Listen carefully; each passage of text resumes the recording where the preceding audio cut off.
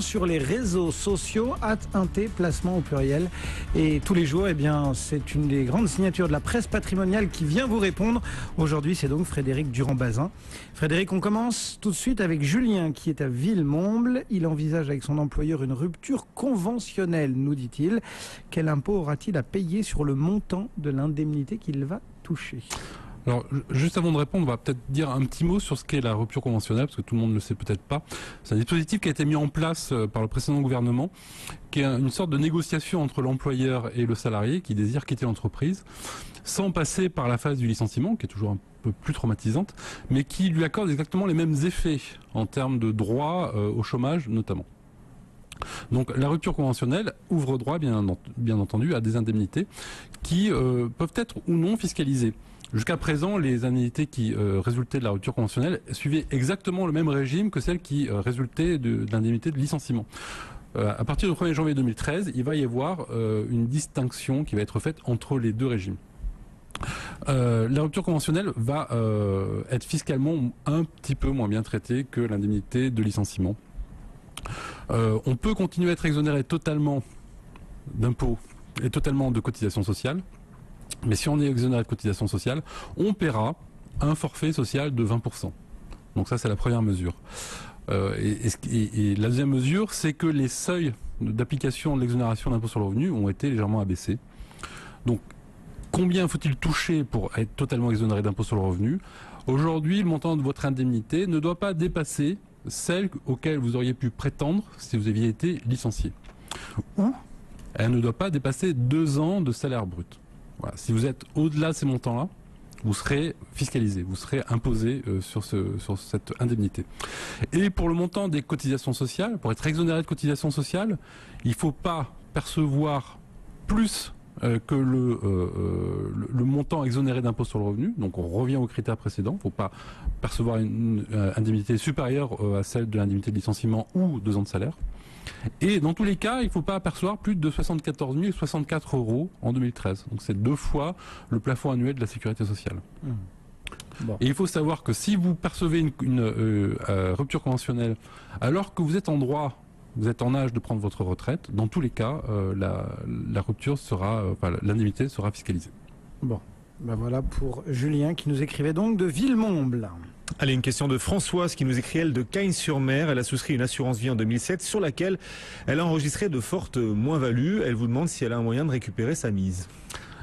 Alors la seule façon de récupérer sa mise quand on a souscrit un contrat d'assurance vie en moins-value, c'est de faire jouer ce qu'on appelle la renonciation au contrat. Mais la renonciation au contrat, on ne peut pas l'appliquer n'importe comment. Elle est prévue par le Code des assurances, c'est l'article L132-5-1. Bon, comme ça les gens pourraient chercher le texte si ça les intéresse. Et qui dit spécifiquement que vous ne pouvez renoncer à un contrat d'assurance vie que dans les 30 jours qui suivent sa conclusion. Donc ça, c'est le dispositif. Donc évidemment, c'est de la souscription en 2007. Elle ne peut plus, a priori, prétendre à renoncer à son contrat. Sauf que la jurisprudence est venue quand même enrichir ce dispositif et préciser que si vous n'avez pas reçu tous les documents d'information au moment de la souscription, ce délai de 30 jours ne court pas. Il ne courra qu'au jour où vous avez reçu effectivement l'intégralité des documents réglementaires qui doivent vous être remis au moment de la souscription du contrat. Ok, donc en étant vicieux, si on s'aperçoit qu'il nous manque un document dans notre pochette assurance vie, on fait le mort gentiment. En fait, le mort, pas forcément. Jusqu'à échéance pour si jamais on a perdu de l'argent, se faire rembourser la mise. Je me fais l'avocat du diable. Exactement le sens de cette jurisprudence. Il y a eu justement un arrêt assez intéressant là qui vient de sortir. C'était le cas d'un assuré qui avait souscrit, client de Dexia, qui avait souscrit des unités de compte Lehman Brothers. Ça ne me rappelle pas forcément de bons souvenirs. Il a perdu l'intégralité de sa mise. Il avait quand même investi dedans plus de 27 000 €. La Cour de cassation, c'est la Cour d'appel de Paris, vient le 30 octobre dernier de faire droit à sa demande à renonciation, tout simplement parce que les documents qu'il avait reçus n'étaient pas conformes au dispositif réglementaire. Et là, en l'espèce, c'est particulièrement vicieux parce que la réglementation prévoit que la forme du document, et notamment que dans un encadré, en bas de la page, doit rappeler tous les dispositifs essentiels du contrat. Or, cet encadré n'était pas à la bonne place. Et donc grâce à ça, il a réussi à faire l'emplacement est important. L'emplacement est important. Incroyable. Donc là, il a réussi 2,4 cm à sur le récupérer côté, sa mise. 1,2 cm. On n'en est pas loin. Il faut que ça soit lisible. Il faut que ça soit lisible. Ah mais ça dépend de la myopie de chacun. Certes. Bon, voilà Françoise, une réponse très concrète à votre question. Donc vous savez comment récupérer votre mise après votre moins-value sur l'assurance vie. Arnaud, à Paris, emploie une femme de ménage par chèque emploi service. Il la paye 10 € net de l'heure. Combien doit-il la payer en 2013 ? Alors là aussi, ça résulte de la loi de financement de la sécurité sociale. Tous ceux qui emploient des salariés à domicile savent que jusqu'à présent, ils avaient le choix entre deux modes de paiement des cotisations sociales, soit sur le salaire réellement versé, soit sur une base forfaitaire, cette base forfaitaire qui était égale au montant du SMIC. La base forfaitaire est supprimée. Donc, ce qui veut dire que toutes les cotisations sociales vont être désormais calculées sur le montant réellement versé aux salariés. C'est plutôt protecteur pour le salarié parce que du coup, tous ses droits à chômage, ses droits à retraite vont être calculés sur les sommes qu'il perçoit réellement et non pas sur la base du SMIC. Par contre, pour l'employeur, ça va avoir un surcoût. Ça, c'est évident. Donc, si on prend l'exemple effectivement du salaire net de 10 €,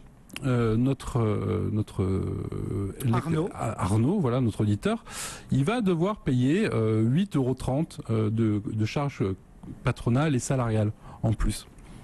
Alors, le gouvernement a quand même mis en place un dispositif d'allègement pour ces cotisations. Donc, il aura droit à 0,75 € de déduction par heure de travail pour atténuer quand même la fin du forfait. Histoire de faire compliqué, quoi. Histoire de faire compliqué, mais enfin histoire de faire payer un peu moins quand même les employeurs. Allez, on part à Amiens. Question de Gilles depuis Amiens qui nous a écrit sur notre site bfmbusiness.com. Alors Gilles, il veut aider ses enfants en leur donnant un peu d'argent. Il veut leur donner de l'argent et payer le moins d'impôts possible. Et alors ce qu'il se dit, Gilles, c'est qu'il pourrait peut-être vendre ses titres en plus-value à ses enfants pour, du coup, payer moins d'impôts. Il vous demande si c'est une bonne stratégie. Alors, c'est une bonne stratégie qui a failli être mise à mal par la loi de finances rectificative qui prévoyait la fin d'un certain nombre de dispositifs dits d'optimisation fiscale. Donc là, on est dans un dispositif qui s'appelle la donation avant cession. C'est-à-dire qu'on a des titres en portefeuille, donc on a deux solutions. Soit on donne les titres directement à ses enfants, soit on vend les titres et on donne le produit de la vente à ses enfants. Sauf que si vous vendez d'abord, vous allez payer l'impôt sur les plus-values. Donc vous allez réduire le montant que vous allez donner et après vous allez payer les droits de donation sur la somme que vous avez transmise. Or, si vous donnez directement vos titres, c'est pas considéré fiscalement comme une cession. Donc du coup, vous allez effacer fiscalement la plus-value. Vous avez 100 000 en portefeuille, vous allez réellement donner 100 000 à vos enfants. Eux, s'ils ont besoin de cet argent, ils vendent les titres dans la foulée.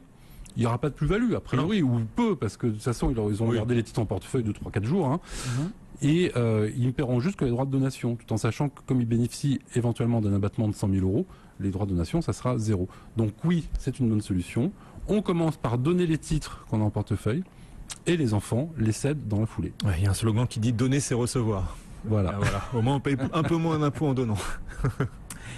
Il est 12h13, vous êtes sur BFM Business, on marque une pause et on accueille Sophie Tussaud pour l'essentiel de l'info. Bonjour Sophie. Bonjour Cédric, bonjour à tous. Le comité d'entreprise de Virgin Megastore a repris ce matin avec un peu de retard. La direction de Virgin a été reçue peu avant par la ministre de la Culture Aurélie Filippetti. Cette réunion qui a débuté hier est consacrée au projet de dépôt de bilan de l'enseigne qui emploie quelques 1000 personnes. Le déficit commercial de la France au plus bas depuis près de 2 ans. Il a reculé en novembre à 4,3 milliards d'euros, soit 400 millions de moins qu'en octobre. Une annonce ce matin de la ministre du Commerce extérieur, Nicole Bricq. Jean-François Copé et François Fillon se sont retrouvés en fin de matinée dans un bureau de l'Assemblée nationale. Ils ont discuté de l'avenir du parti et en particulier de la mise en place d'une direction collégiale de l'UMP, l'un des 7 points de l'accord signé après un mois de guerre au sein du parti. Un corps a été découvert dans un canal de l'Oise. Selon la gendarmerie, il pourrait s'agir de Bruno, l'adolescent trisomique disparu le mois dernier. Aucune confirmation pour le moment. Merci beaucoup Sophie, on vous retrouve juste avant le 12h30 de Delphine Liu tout à l'heure. En attendant, le CAC 40 est en petite hausse, plus 0,45%, l'eurodoll à 1,3118. Intégral Placement, Cédric Decoeur, Guillaume Sommerer sur BFM Business. Bien sûr, on continue de répondre à vos questions, vos nombreuses questions sur notre site bfmbusiness.com avec Frédéric Durand-Bazin du magazine Le Particulier. Une question de David. Il souhaite investir dans 2 studios à Lyon. Le prix d'achat est élevé, nous dit David. Il espère du coup une bonne rentabilité. Qu'en est-il? Est-ce que le marché locatif à Lyon est intéressant? La question est compliquée quand même parce que David il ne donne pas tous les renseignements dont on aurait besoin. Quand il dit que le prix d'achat est élevé, c'est un critère quand même extrêmement subjectif. On aimerait avoir un peu plus de précision là-dessus.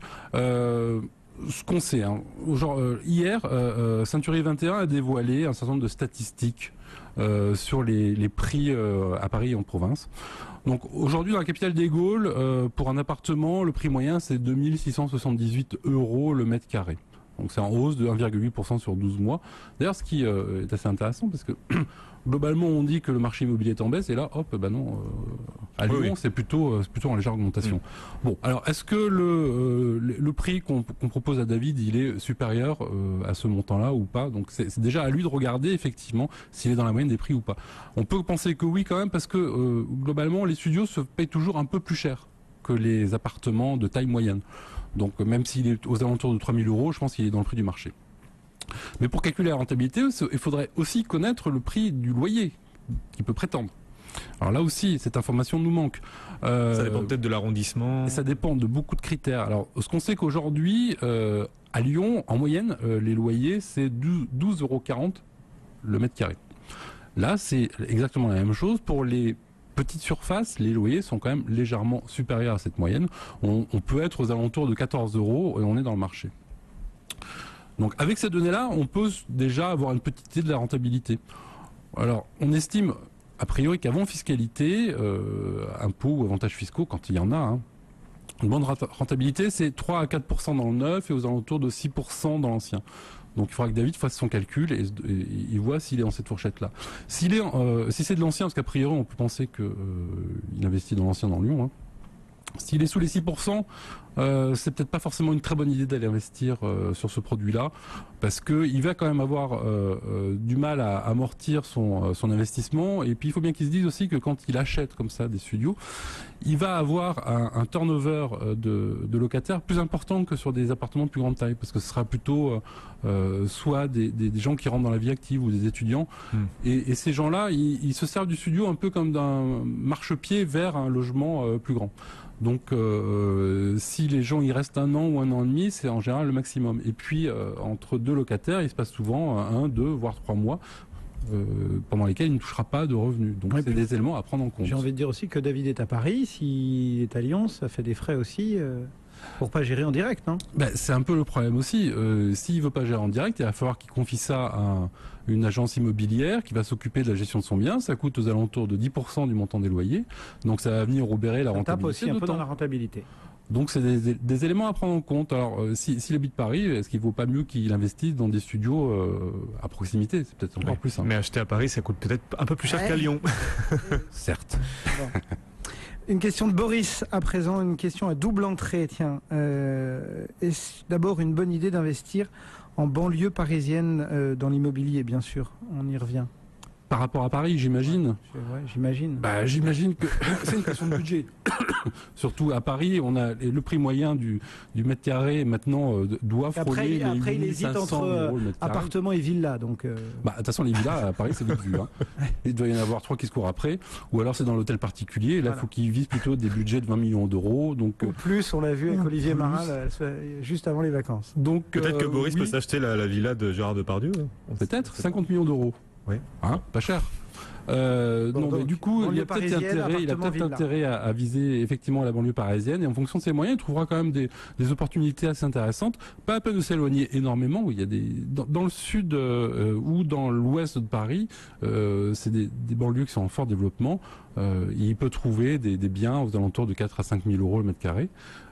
Après, je ne sais pas si ça rentre dans son budget, mais ça sera toujours beaucoup moins cher qu'à Paris. Ça, c'est Et clair. alors entre les deux marchés, villa, enfin maison et appartement, quel est celui qui fournit le plus de garanties, j'ai envie de dire? C'est pas le même public. On sait que souvent on dissocie un peu ces deux marchés. Ouais, quand même. c'est pas tout à fait le même public que vous visez quand vous êtes dans les appartements. Vous allez avoir sans doute des locataires un tout petit peu plus mouvants. Là c'est pareil, ça dépend de la taille de l'appartement, mais si c'est un appartement de taille moyenne, on peut imaginer que là encore ça serve de tremplin et dès que le locataire, enfin la structure familiale s'agrandit, le locataire a envie de trouver un appartement plus grand, prendre une pièce de plus pour accueillir un enfant. Les locataires qui vont en maison, la plupart du temps, il ne faut pas généraliser, mais la plupart du temps, ce sont quand même des familles avec des enfants. Et donc, ils ont une structure familiale qui est plutôt stable. Et donc, sauf divorce, ça c'est encore une autre chose. Donc C'est des gens qui vont rester plus longtemps. Et donc ça, c'est plutôt intéressant parce que du coup, ça assure quand même l'occupation du bien pendant un certain temps. Et puis, en général, les maisons sont plutôt mieux entretenues par les locataires que les appartements. Ouais. Donc ça conserve aussi le patrimoine. Pour ceux qui hésitent à acheter un appartement ou une maison, il y a aussi après les frais de gestion. On paye les charges de copropriété pour un appartement. Pour une maison, il y a les gouttières, il y a tout l'entretien, le toit. Enfin, c'est du boulot. Il y a un peu plus de frais, voilà. Ça c'est vrai. Et puis surtout, la mise de fonds, elle est peut-être parfois un peu plus importante que pour un appartement. Frédéric Durand-Bazin répondait ce matin à vos questions. Merci beaucoup Frédéric, rédacteur en chef du magazine Le Particulier et le tout dernier numéro, placement, les bons choix pour 2013. Voilà, vous savez tout. Jetez-vous sur les kiosques et nous on se retrouve la semaine prochaine Frédéric. À mardi prochain. À mardi. BFM Business.